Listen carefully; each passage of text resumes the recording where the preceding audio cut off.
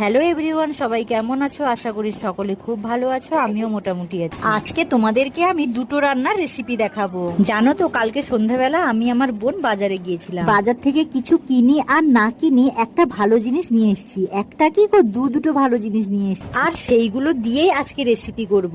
এই যে চিংড়ি মাছটা দেখতে পাচ্ছ, এটাও কিন্তু নিয়ে এসেছিলাম কালকে। তো আজকে তোমাদেরকে আমি দুটো রেসিপি করে দেখাবো। যদিও রান্নাটা আজকে কিন্তু আমার মা করছে।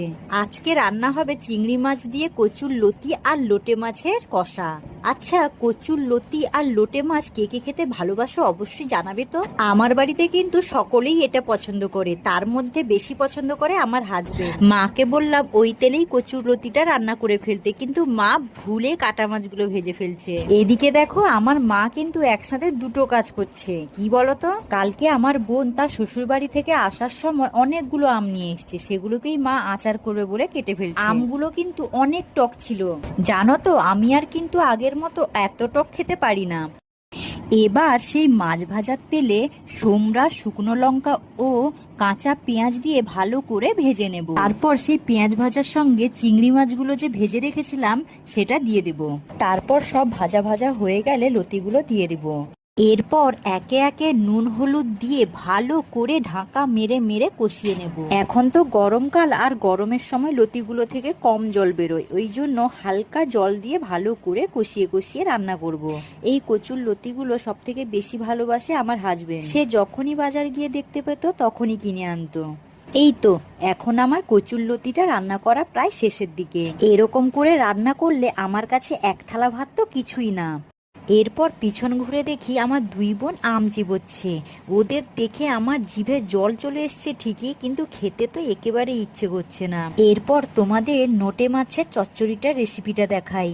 তো এখানে তেলের মধ্যে টমেটো, আদা, পেঁয়াজ কুচি, লঙ্কা কুচি, হলুদ গুঁড়ো দিয়ে ভালো করে কষিয়ে দেওয়া হচ্ছে।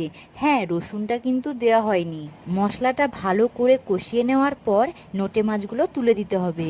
জানো তো, আজকে নোটে মাছগুলো রান্না করতে করতে আমার হাজবেন্ডের কথা খুব মনে পড়ছিল। আসলে সে বাড়িতে তো 2.5 মাস থেকে গেল, কিন্তু বাজারে একদিনের জন্যও সে লোটে মাছ পায়নি। এবারে মানুষটাকে আমার লোটে মাছ করে রান্না করে খাওয়ানো হয়নি।